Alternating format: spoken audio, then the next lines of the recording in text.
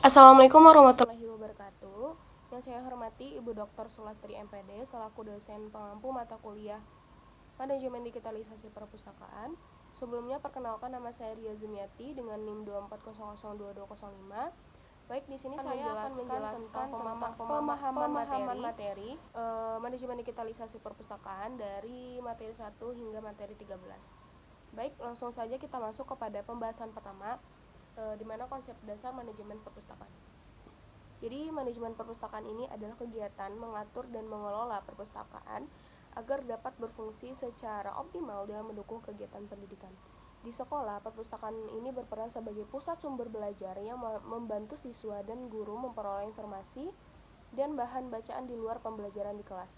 Perpustakaan sekolah ini memiliki fungsi sebagai sumber informasi, sarana pembelajaran, tempat membaca, serta media untuk menumbuhkan minat baca dan kebiasaan belajar mandiri melalui berbagai jenis bahan pustaka, seperti buku pelajaran, buku bacaan umum, buku referensi, majalah, surat kabar, hingga bahan digital.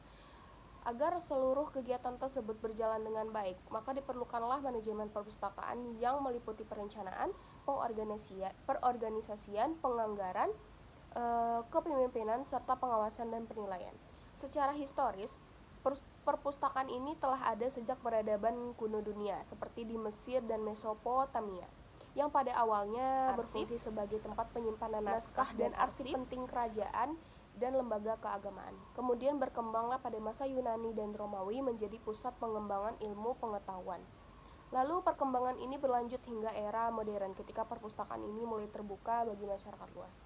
Di Indonesia sendiri, perpustakaan ini mulai berkembang pada masa kolonial sebagai sarana administrasi dan pendidikan. Lalu setelah kemerdekaan mengalami kemajuan yang signifikan dengan berdirinya Perpustakaan Nasional Republik Indonesia serta berkembangnya perpustakaan sekolah sebagai bagian penting dari sistem pendidikan nasional.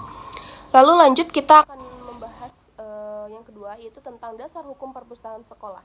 Di Indonesia, pada dasarnya menjelaskan bahwa perpustakaan ini bukan pelengkap sekolah, melainkan bagian wajib dari penyelenggaraan pendidikan. Menurut Undang-Undang Nomor 43 Tahun 2007 tentang perpustakaan menegaskan bahwa setiap satuan pendidikan harus menyediakan perpustakaan sebagai sarana belajar sepanjang hayat bagi peserta didik. Ketentuan ini kemudian dijabarkan lebih lanjut dalam Peraturan Pemerintah Nomor 24 Tahun 2014. Selanjutnya ada dalam bidang pendidikan. Menurut Permendiknas Nomor 24 Tahun 2007 mengatur bahwa perpustakaan ini bagian dari standar sarana prasarana sekolah, sehingga keberadaannya menjadi syarat penting dalam penyelenggaraan sekolah. Sementara itu, menurut Permendiknas Nomor 25 Tahun 2008 menjelaskan perpustakaan sekolah harus dikelola dengan tenaga perpustakaan yang memiliki kompetensi, bukan sekadar ditugaskan tanpa keahlian. Selain itu, ada Peraturan Kepala Perpustakaan Nasional Nomor 10 Tahun 2017, di mana menetapkan standar nasional perpustakaan sekolah dasar menjadi acuan kualitas koleksi, layanan fasilitas, dan pengelolaan perpustakaan agar benar-benar mendukung proses pembelajaran. Lanjut, kita akan membahas tentang perencanaan perpustakaan. Jadi perencanaan perpustakaan ini berarti kemampuan menjelaskan secara jelas dan logis bagaimana perpustakaan direncanakan sesuai kebutuhan sekolah dan penggunanya. Perencanaan perpustakaan sendiri berfungsi sebagai pedoman kerja agar setiap kegiatan memiliki arah yang jelas, tidak berjalan asal-asalan, dan sesuai dengan tujuan pendidikan. Lalu tahapan perencanaan ini dimulai dari mengidentifikasi kondisi perpustakaan yang ada, menentukan prioritas pengembangan, hingga menetapkan program dan kegiatan yang akan dilaksanakan. Terus kita ada penyusunan visi misi dan tujuan perpustakaan menjadi hal yang penting dalam perencanaan karena berfungsi sebagai arah jangka panjang dan acuan dalam setiap pengambilan keputusan. Lalu perencanaan ini harus didasarkan pada analisis kebutuhan pengguna, yaitu proses mengenali kebutuhan informasi siswa, guru, dan warga sekolah agar koleksi, layanan, dan fasilitas ini benar-benar sesuai dan dapat dimanfaatkan secara optimal. Untuk pembahasan selanjutnya kita akan membahas tentang pengorganisasian perpustakaan. Jadi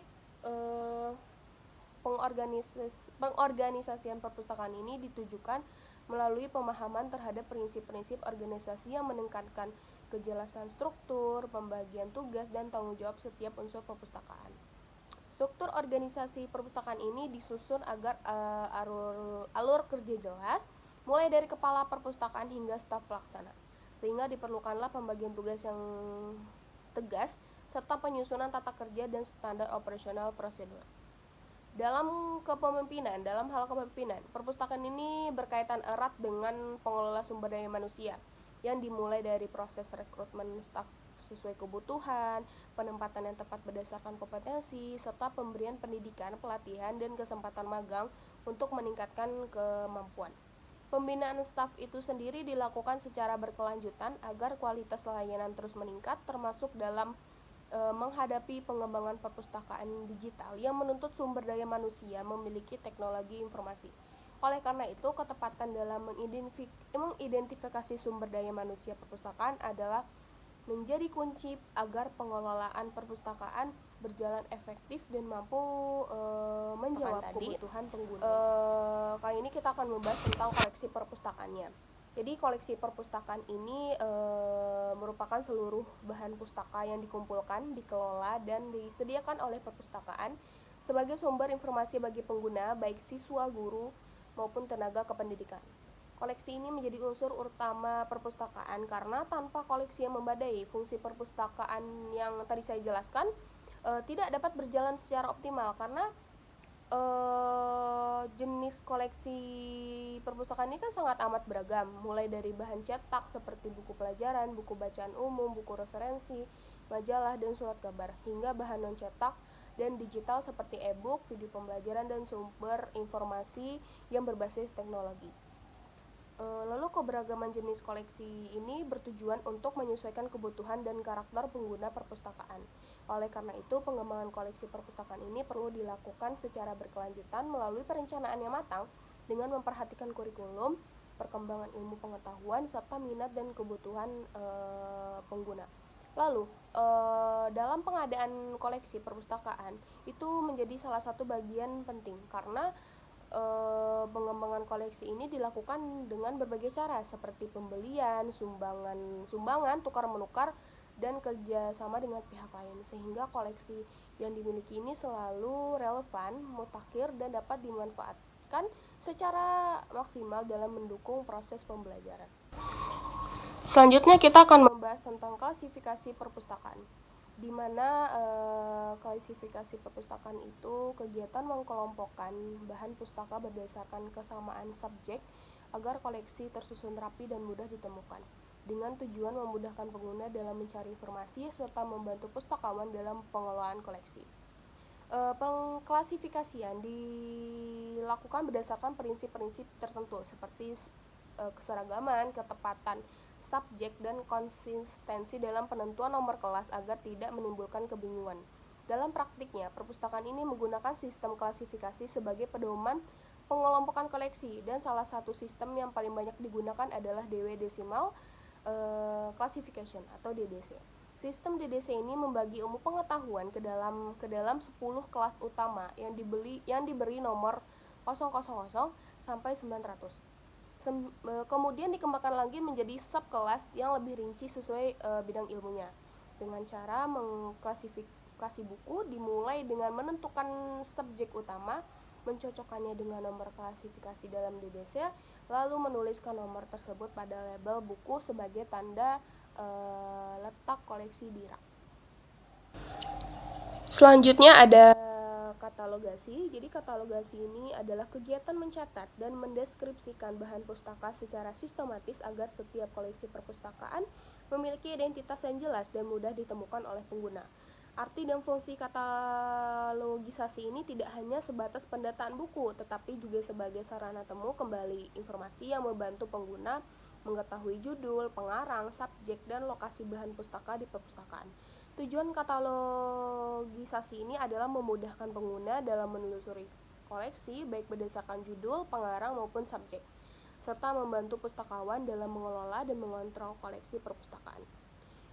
Macam-macam katalogisasi ini dapat dibedakan berdasarkan bentuk media seperti katalog kartu, katalog buku, katalog daring atau opaque yang memanfaatkan teknologi informasi. Prosedur pengkatalogisasian ini dilakukan melalui beberapa tahapan, dimulai dari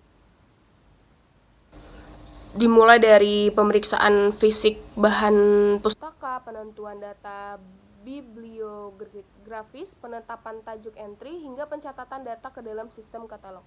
Sehingga katalog perpustakaan ini dapat berfungsi secara optimal sebagai penelusuran informasi. Selanjutnya kita akan membahas tentang pelayanan perpustakaan sekolah. Jadi pelayanan perpustakaan sekolah ini meliputi berbagai bentuk layanan yang dirancang untuk mendukung proses pembelajaran dan kebutuhan informasi warga sekolah. Pelayanan sirkulasi merupakan layanan peminjaman dan pengembalian bahan pustaka yang bertujuan agar koleksi dapat digunakan secara tertib dan merata oleh pemustaka.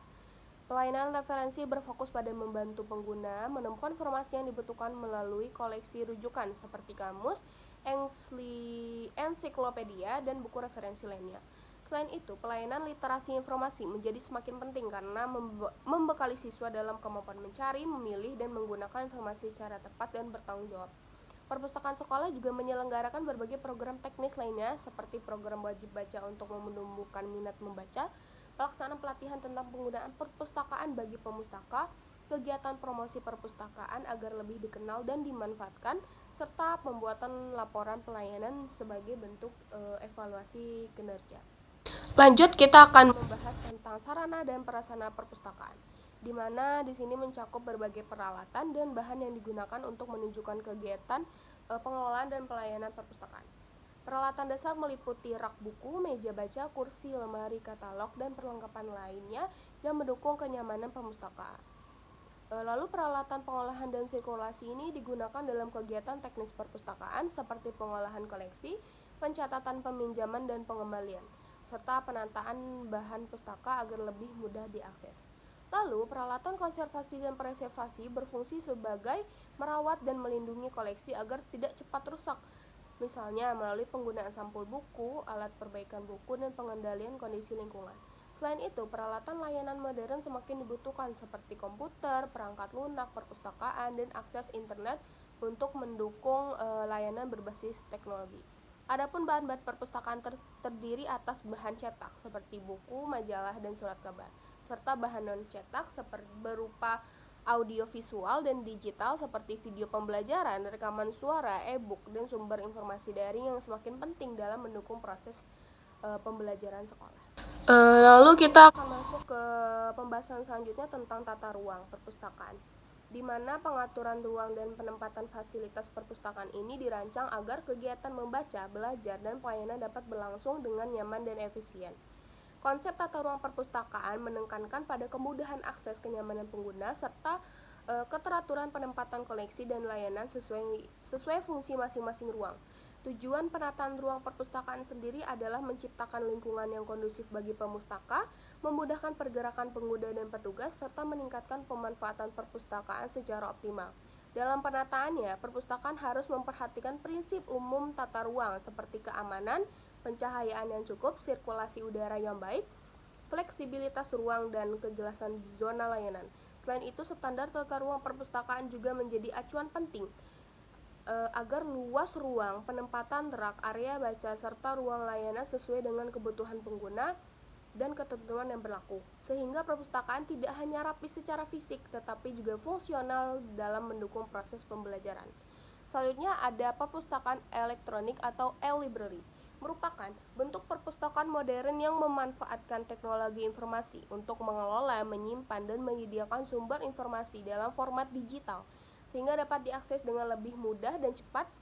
Lalu konsep e-library itu sendiri menekankan pada pemanfaatan komputer dan jaringan internet sebagai sarana utama layanan informasi dengan karakteristik utama berupa koleksi digital, layanan berbasis teknologi, serta akses yang tidak terbatas oleh ruang dan waktu. Dalam dunia pendidikan sendiri, perpustakaan elektronik ini menjadi pendukung pembelajaran karena memungkinkan siswa dan guru mengakses bahan ajar, referensi, dan sumber belajar secara mandiri. Oleh karena itu, pengembangan perpustakaan elektronik ini menjadi kebutuhan penting seiring perkembangan teknologi dan meningkatnya kebutuhan informasi digital. Lalu, implementasi e-library ini dilakukan melalui penyediaan infrastruktur teknologi, pengelolaan koneksi digital, serta peningkatan kemampuan sumber daya dengan pendekatan yang menekankan kemudahan akses, keberlanjutan layanan dan keamanan data. Untuk memahami perpustakaan elektronik secara tepat dan teliti, perlu dipahami komponen-komponen pendukungnya, mulai dari pengantar sistem digital, komponen komputer seperti perangkat keras dan pendukung. Lalu, arsitektur komputer yang mengatur cara kerja sistem serta komponen teknis perpustakaan elektronik yang mencakup server, jaringan, dan sistem penyimpanan data. Baik, selanjutnya kita akan membahas tentang gerakan literasi sekolah, di mana gerakan literasi sekolah ini dilaksanakan sebagai upaya rasional untuk menjawab rendahnya kemampuan literasi dan numerasi peserta didik serta tantangan pendidikan di era informasi. Secara umum, tujuan dan fungsi gerakan literasi sekolah adalah menumbuhkan budaya membaca, menulis, dan berpikir kritis di lingkungan sekolah, sekaligus membangun kebiasaan belajar sepanjang hayat pada peserta didik.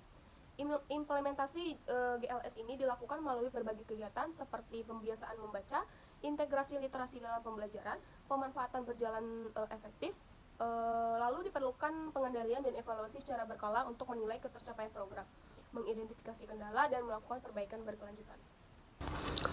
Materi terakhir adalah penjaminan mutu perpustakaan sekolah, merupakan upaya sistematis untuk memastikan bahwa seluruh layanan, koleksi, sarana, dan pengelolaan perpustakaan berjalan sesuai standar yang telah ditetapkan dan benar-benar mendukung proses pembelajaran. Lalu penjaminan mutu ini tidak hanya berfokus pada kelengkapan fasilitas, tetapi juga pada kualitas layanan, relevansi koleksi dengan kurikulum, kompetensi sumber daya manusia, serta pemanfaatan perpustakaan oleh warga sekolah. Nah, proses penjaminan mutu ini dilakukan melalui perencanaan standar layanan, pelaksanaan kegiatan sesuai standar, pemantauan dan evaluasi secara berkala, serta tindak lanjut perbaikan berdasarkan hasil evaluasi tersebut.